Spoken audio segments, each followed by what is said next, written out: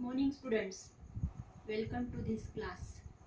Hope you are safe, staying at home, doing well for your studies, etc. And now we will start the first chapter, that is gravitation. That you know very well. The first chapter of Science 1 is gravitation. You must be happy that you have not given the examination of 9th standard and you are now in the 10th standard, but you have to appear for the examination for the 10th standard, studying at home. Now, first chapter I have told you, that is gravitation. Gravitation you know. Only Earth's gravitation, that is not sufficient, but we are studying so many points regarding gravitation in this chapter. In your book, there is a picture that Newton is sitting under the tree. The apple, it was an apple tree. That apple fell down. He saw that apple and he did not eat that apple, but what he has done, his thought process started. Why this apple fell down? Why it did not go in this direction, horizontal direction? Why did not it fly off? So many questions were there in his mind, and then he concluded that there should be some force, or the apple is coming to the center of the earth, means earth must be having certain force or exerting certain force on that apple. He thought that the apple at this height, the apple at this height, the apple at this height, that all these are falling down only towards the center of the earth. They are on the earth, falling on the earth, means earth must be having certain force on that apple, or earth must be exerting certain force on that apple.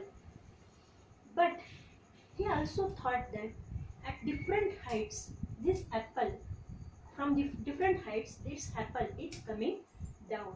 Or every object, whatever, if suppose I leave this scale, it will fall down. It will never go in this direction, horizontal direction. It will never go in this direction also, but it is coming to the earth in the direction that is the vertical position, that is the perpendicular to the surface of the earth. Then he also thought that, was there the same thing related to the objects which are at the higher heights than that of the apple? Suppose moon, which is revolving around the earth, is it having certain force towards the earth, or earth must be having that force to attract moon towards itself? So many things he thought, and that was his concept of gravitation. Last year we have studied force and motion. You know that force is necessary to give the motion to the stationary object.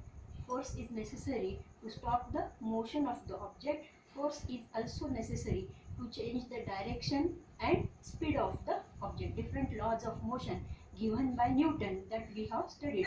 Do you remember those laws? First law, that was related to inertia, balanced and unbalanced force. Second law was related to momentum.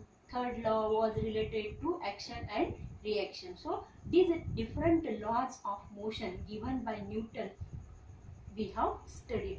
Now one more experiment is there. Last year also we have studied that one disc which is rotating on one axis, if we keep a coin on it, it will fall off in the direction tangential to the circular motion of the earth. Now you also play one game that you tie a string to the stone, and you are suppose you are standing in the center of the circle, or you are standing and that string is revolving around your head, means at the center, and every time the velocity of that stone is directed towards that in the direction perpendicular to the radius of that circle. If we release the force on the stone, that stone will fall off definitely in the tangential direction. So we say that whenever there is circular motion, the direction of the velocity is perpendicular to the direction of the radius of the circle, and in that way that stone will fall off. Similarly, that coin also is falling off from the rotating disc also. That circle means there is something force here that is attracting that stone towards the center, and that force, that is called the centripetal force. A force acts on any object moving along a circle. The stone, I have shown that stone in the red as the red spot.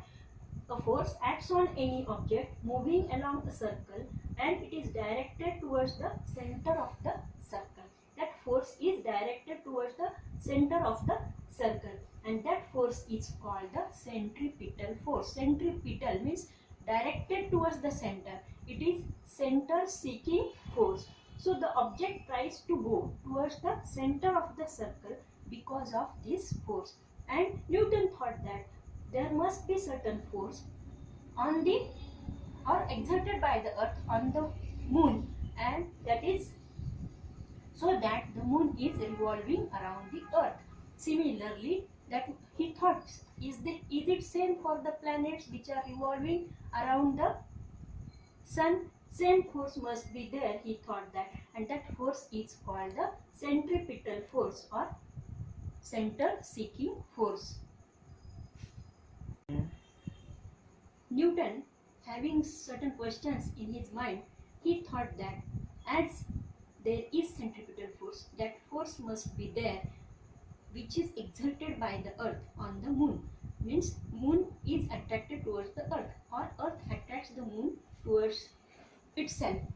And similarly, there must be such certain force of attraction between the sun and the planets revolving around the sun, and also the earth. Before Galileo, all the astronomers, their observations were depending on the study done by naked eyes before Galileo. Then Kepler used this data or studied all these observations, and he has given his laws.